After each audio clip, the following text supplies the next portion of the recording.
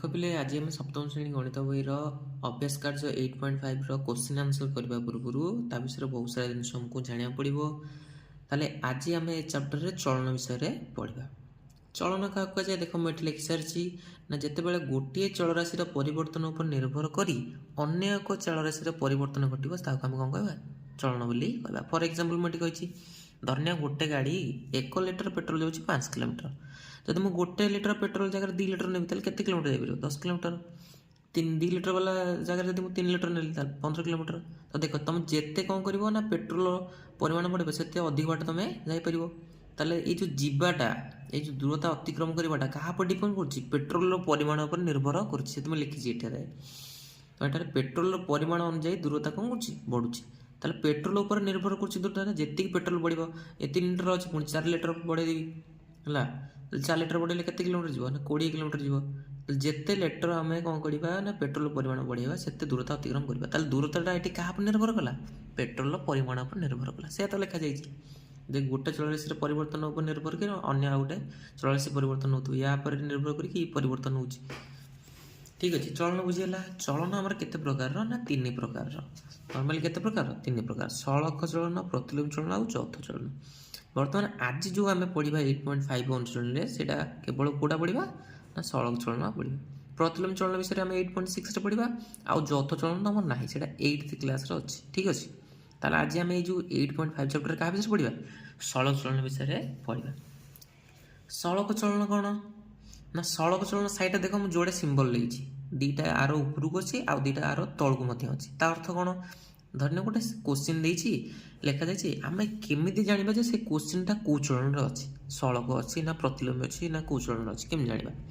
ଦେଖ ମୁଁ ଏଠି ଫର ଏକ୍ଜାମ୍ପଲ୍ ଦେଇଛି, ଏଇ ଚିହ୍ନକୁ ଦେଖି ତୁମେ ଜାଣିପାରିବ ସଳଖ ନା ପ୍ରତିଲୋମୀ। ଏ ଦୁଇଟା ସିମ୍ବଲ ହେଉଛି ସଳଖ ପାଇଁ। ବୁଝିପାରିଲ? କେମିତି? ଦେଖ ଧରିନିଅ ତୁମେ ଦୋକାନକୁ ଯାଇଛ 500 ଗ୍ରାମ ଚାଉଳ ଆଣିଲ। ଠିକ୍ ଅଛି, ତାର ଦାମ୍ ଲେଖା ଅଛି 100 ଟଙ୍କା। ଯଦି 500 ଜାଗାରେ ମୁଁ କିଲେ ଆଣିବି ତାହେଲେ 200 ଟଙ୍କା ପଡ଼ିବ। କିଲେ ଜାଗାରେ 2 କିଲେ ଆଣିଲେ 300 ଟଙ୍କା ପଡ଼ିବ। ତ ଏଠି କ'ଣ ହେଲା? ନା ଦେଖ ପ୍ରଥମେ 500 ଗ୍ରାମ ଥିଲା, କିଲେ ହେଲା। ମିନ୍ସ ଏଠି କ'ଣ ହେଲା? ପରିମାଣଟା ବଢ଼ିଲା। ଚାଉଳର ପରିମାଣ କ'ଣ ହେଲା? ବଢ଼ିଲା। ତ ଚାଉଳର ପରିମାଣ ବଢ଼ିଲା ମାନେ ଚାଉଳର ଦାମ୍ ମଧ୍ୟ କ'ଣ ବଢ଼ିବ?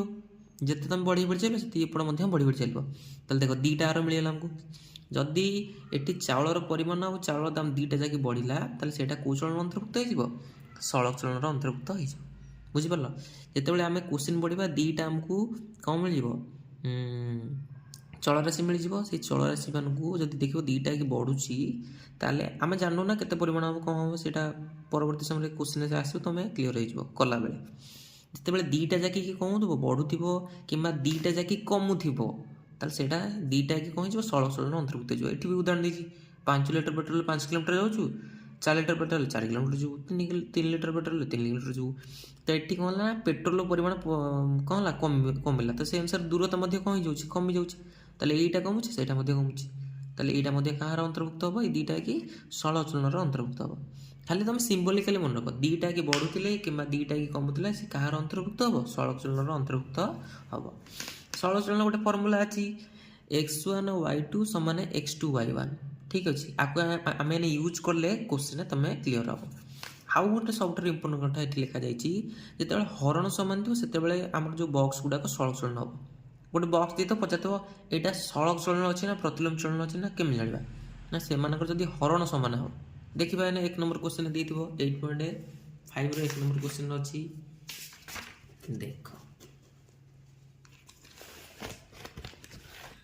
ଦେଖ 8.5ର 1 ନମ୍ବର କୋଶ୍ଚିନ୍ ଦେଖ ଦେଇଛି, ନିମ୍ନରେ ଯେଉଁ ସାରଣୀ ଗୁଡ଼ାକ ଦେଇଛି ଏଠି XY ମଧ୍ୟରେ ସଳଖ ଚଳନ ସମ୍ପର୍କ ରହିଛି କି? କେଉଁ ଗୁଡ଼ିକରେ ରହିଛି? এইটার ଅଛି ନା ଏଇଟା କେଉଁଥିରେ ସଳଖ ଚଳନ ଅନ୍ତର୍ଭୁକ୍ତ ହେଉଛି? ଦେଖ ଅଲରେଡ଼ି ମୁଁ ଏଇଟା କରିଦେଇଥିଲି କାଲି, ମୁଁ ଏଠି ତୁମକୁ ବୁଝେଇ ଦେଉଛି ସର୍ଟକଟ୍ଲି। ଠିକ୍ ଅଛି, ଏଠି 4ଟା ବକ୍ସ ଦେଇଛି, ବକ୍ସର ସବୁ ମାନ ଗୁଡ଼ାକ ଆମକୁ ଦେଇଦେଇଛି। କେମିତି ଜାଣିବା? ନା ସେମାନଙ୍କର ସବୁ ମାନକୁ ଆମେ କ'ଣ କରିବା? ବିଭକ୍ତ କରିବା। ଦେଖ 12/72 କି ବିଭକ୍ତ କରିବ, କଟାକଟି କରିବ, ଆନ୍ସର କେତେ ହେଉଛି? 8/48 କରିବ, ବିଭକ୍ତ କରିବ, ଦେଖିବ ଆନ୍ସର କେତେ ହେଉଛି? ଯେମିତି 36/216 କରିବ। ଦେଖ ସମସ୍ତଙ୍କର ଯେତେବେଳେ କଟାକଟି କରିକି ଆନ୍ସର କାଢ଼ିବ, ଯଦି ସମାନ ଆସିଲା 3ଟା ଏକର ମାନ ତାହେଲେ ସେ ସାରଣୀଟି କେଉଁ ଚଳନ ଅନ୍ତର୍ଭୁକ୍ତ ହେଇଯିବ? ସଳଖ ଚଳନର ଅନ୍ତର୍ଭୁକ୍ତ ହେବ। ସେମିତି ସେକେଣ୍ଡ ସାରଣୀରେ ଆମେ ଦେଖିଛୁ ଏଇଠି କଟାକଟି କରିକି ସବୁ ଅଲଗା ଅଲଗା ଆନ୍ସର ବାହାରିଲା, ଗୋଟେ 1/2 ବାହାରିଲା, ଗୋଟେ 1/3, ଗୋଟେ 1/4 ବାହାରିଲା, ତାହେଲେ ଉକ୍ତ ସାରଣୀଟି ସଳଖ ଚଳନରେ ନାହିଁ।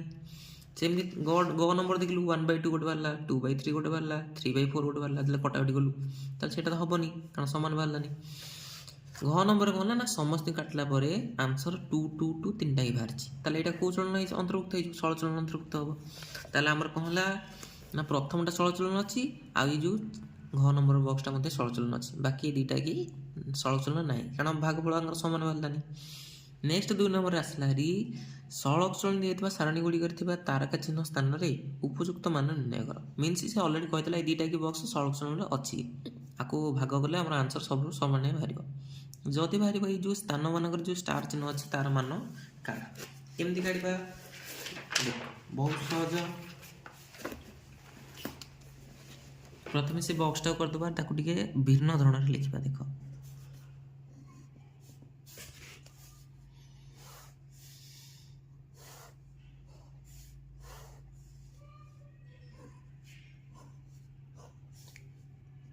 এটি হচ্ছে এক্স ওয়াই, এটিকে লিখব x1 x2 x3, এটি y1 y2 y3 ଆମକୁ ସୁବିଧା ହେବ। ପ୍ରଥମେ ଏଠି 10, ଏଠି ଅଛି 220, ଏଠି 18, ଏଠି କିଛି ନାହିଁ, ଏଠି ହେଇଗଲା 484 ନା। ତାହେଲେ ଏଇ ଯେଉଁ ବକ୍ସର ମାନ ଗୁଡ଼ାକ ଆମକୁ ନିର୍ଣ୍ଣୟ କରିବାକୁ ପଡ଼ିବ ନା।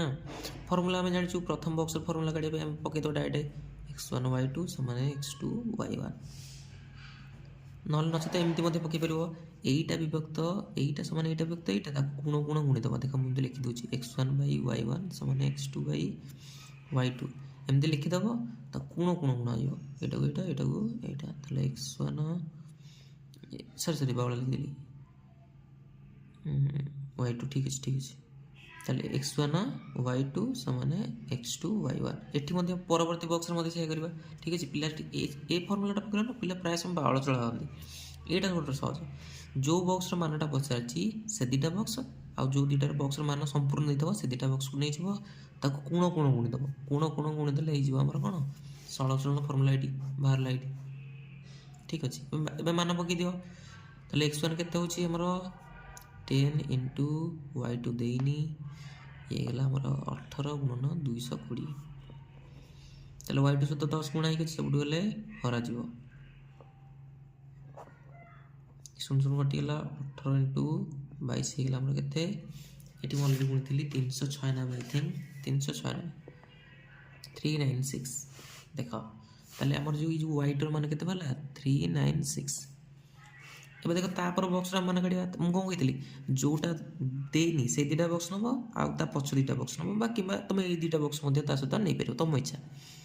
ତ ଆମେ କ'ଣ କରିବା, ଦେଖ ସେମିତି ଲେଖିଦେବା ବିଭକ୍ତ କରିକି x2/y2 ମାନେ x3/y3, ତାପରେ କ'ଣ କରିବା କୋଣ କୋଣ ଗୁଣାଯିବ, ଏଇଟାକୁ ଏଇଟା ଏଇଟାକୁ ଏଇଟା କୋଣ କୋଣ ଗୁଣା ହେବ। ତାହେଲେ କ'ଣ ଫର୍ମୁଲା ହେଇଗଲା ଆମର, ତାହେଲେ ଏଇ ଫର୍ମୁଲା ଆସିଲା। ଏବେ ମାନ ପକାଇ ଦିଅ, x2 ହେଉଛି 18, y3 484, x3 ଦେଇନି × y2 ହେଇଗଲା 396। ଠିକ୍ ଅଛି, ଏଇଟା ପଟେ ଗୁଣା ହେଇଛି, ଏପଟକୁ ଗଲେ ହରା ହେଇଯିବ, ତାହେଲେ 18 × 484 ବିଭକ୍ତ 396 ସମାନ x3। ଏବେ କାଟିଦେବା। ଠିକ୍ ଅଛି ପିଲେ, ଏଠି ଟିକେ ଭୁଲ ହେଇଥିଲା, ସେଥିପାଇଁ ଆମର କଟାକଟି ବହଳ ଚଳ ହେଉଥିଲା। ଏଠି 396, ମୁଁ ବହଳ 369 ଲେଖିଦେଇଥିଲି। ଏବେ ହେବ ଦେଖ 2ରେ କାଟ, ଆକୁ 484 କି 2 ଦୁଗୁଣେ 2 ଚଉକୁ 2 ଦୁଗୁଣେ, ଆକୁ କାଟିଦିଅ, ଆମର 2 କେ 2 ହେଇଯିବ, 2 ନୂଆ ହେବ, 2 ନୂଆ ହେଲା 18, ବଢ଼ିଲା 16, 2 ଅଷ୍ଟା 16। ଠିକ୍ ଅଛି, ନେକ୍ସଟ ଆକୁ କାଟ, ଆମେ କାଟିଦେବା ଆକୁ କେଉଁଥିରେ 2କୁ ମଣିକରେ, ଦେଖ 2ରେ କାଟିବାକୁ 2 ନୂଆ ହେଲା 18 କଟିଲା, ଆକୁ ପୁଣି 2ରେ କାଟିଦିଅ, 2 ନୂଆ 18 ପୁଣି 2 ନୂଆ 18। ଠିକ୍ ଅଛି, 9କୁ 9 କାଟିଲେ 11, 11କୁ ତୁମେ 242 କାଟିଲେ ହେଇଯିବ 22, ତାହେଲେ ଡାଇରେକ୍ଟ ରେଜଲ୍ଟ x3 କେତେ ହେଲା 22। ଠିକ୍ ଅଛି, ଏଠି କ'ଣ ହେଲା ଲେଖା ଟିକେ ଭୁଲ ହେଇଥିଲା, ସେଥିପାଇଁ ଡାଉଟ୍ ହେଉଥିଲା। ତାହେଲେ ଆମର ଏଠି x3 କେତେ ବାହାରିଲା 22। ଠିକ୍ ଅଛି, ନେକ୍ସଟ ଦେଖ ନେକ୍ସଟ ବକ୍ସ ସେମିତି ଖ ନମ୍ବରରେ କ'ଣ ଦେଇଛି ଦେଖ, ଏଇଟା ଇଜିଲି ହେଇଯିବ, ଛୋଟ ଛୋଟ ସଂଖ୍ୟା ଅଛି, ସେଠି ବଡ଼ ବଡ଼ ସଂଖ୍ୟା ବହୁତ ସମୟ ଲାଗୁଥିଲା। ଖ ନମ୍ବରରେ ସେୟା କରିବ ମଧ୍ୟ, ପ୍ରଥମେ ବକ୍ସ କରିଦେବ,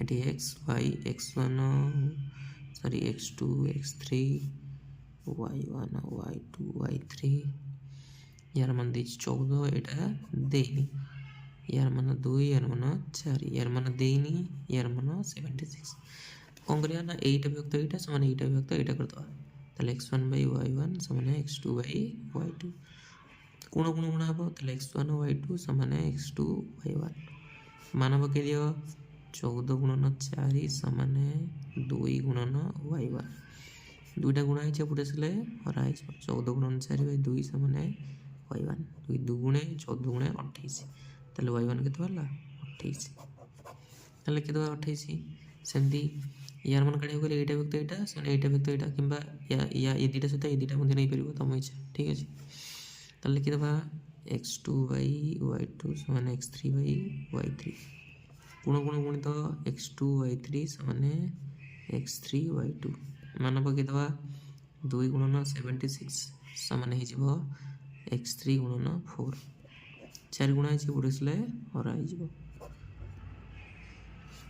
2 दुगुणे 4 2 रे कटले 2 3 की 6 प्लस 2 16 ताले केते ला x3 ला 38 ताले लिखि द 38 ठीक है मान बहुत सहज जहार मान पचार से दीटा सामान देदेव आउ दुटा विभक्त करदेव एमती कोण कोण गुणीदेव फर्मूला काढ़ी मान पकईदेव सबुठ सहज इजीएस्ट वे है नेक्स्ट देख 3 नंबर आम नेक्स्ट चैप्टर करवा ठीक अच्छे अलग वीडियो